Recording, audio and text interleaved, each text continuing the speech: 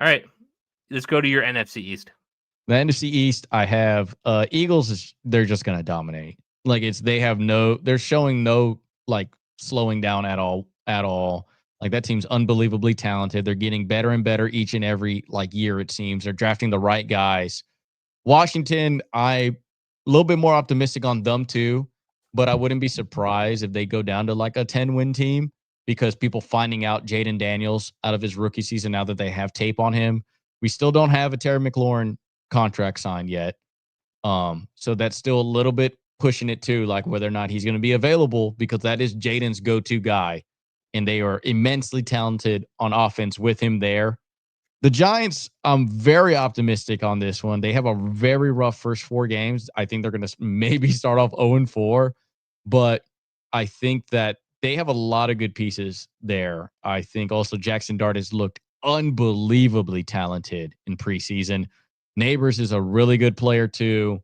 I just think that offense is going to look very explosive. And I think that 6 wins is going to be like a high watermark for them, but I wouldn't be surprised if they only win like 4 as well. And the Cowboys, well, no Michael Parsons, not a really good head coach hire as well too. Like they played it unbelievably safe with that, and Which is actually dangerous. yes. Um, then you had a very bad year from CeeDee Lamb last year. You have essentially no relative running game as well too, and you're just getting an older Dak who's been hurt more oftentimes than not now.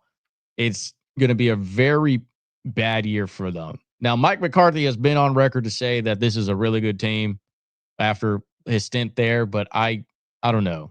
The Eagles are clearly going to probably only split a game between Washington and beat everybody else. I think Washington also is just they're going to they're only going to lose to the Eagles, but I think the division it's just going to be them too. I don't see the Cowboys maybe getting 8 wins. No, like that's a high water mark for them too this year. I think would be 8 wins.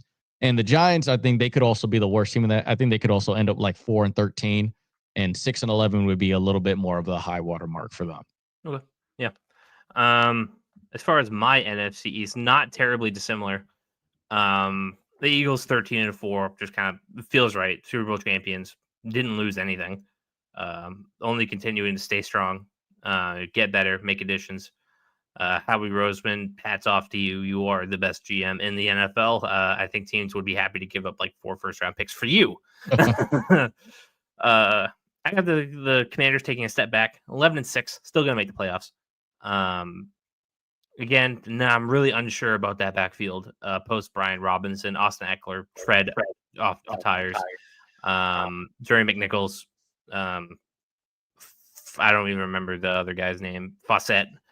And then Chris Rodriguez Jr. Like, I'm a little concerned about that run game. I feel like Cliff Kingsbury is going to have to dial up his Texas Tech offense to handle that. The Giants 5-12, not terribly dissimilar to you. The Adam is 6-11. A lot of the same feelings I have about you. I think they're going to be they're going to be a solid 5-12. Like, you're going to feel by the end of last season that they're building something. And there's going to be a real difficult conversation about Brian Dable and Joe Schoen.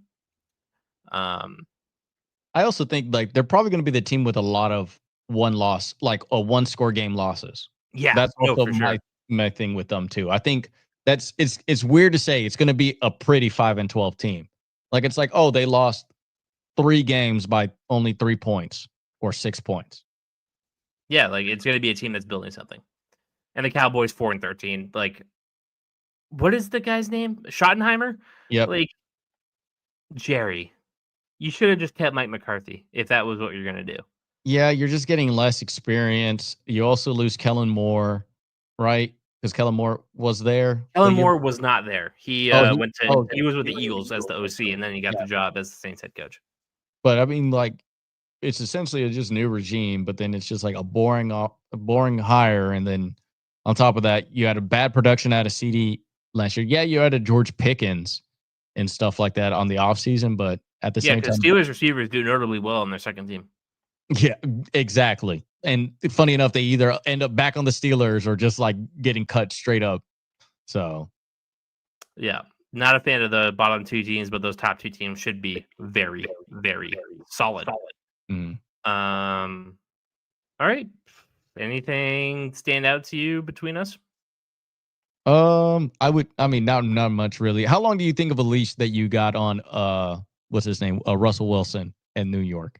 It's tight. Like he's choking to death. Like how many bad games are you willing to deal with him? I like Jackson Dart a lot in the I'm not throwing Jameis Winston in there. It's Russell Wilson or it's Jackson Dart. Jameis Winston is just kind of the glue guy in that locker room. He's the number. So it doesn't. It's put it this way: Jameis is automatically QB2, no matter who's a starter. It just like Jackson Dart would be, I'd say, like QB3. But if Russell Wilson goes down, then Jackson Dart's the starter. Yeah. Jameis Winston is the backup in name only. So I give it 2.5 games, 2.5 to 3 games of bad Russell Wilson play. I think you get out of that week, that 4-week stretch at the beginning of the year, then you put him in. Oh yeah, like I think no matter what, I think they may not win a single game the first 4 games, and I think that Russell Wilson's not going to look good in at least 2 of those. Yeah, so I would expect like week 5, and the Cowboys, like you're just kind of hoping for the end, like. Yeah, it's a good restart year for them, especially with your division being, especially those top 2 teams up there. Like godly, like that seems to be the crazy part for the Cowboys. It's just like it's either at best you're mediocre, or at worst you might as well be the worst team in the division. And I would rather be the worst team in the division and just hit a complete reset. This has been a really bad offseason for them. Yeah.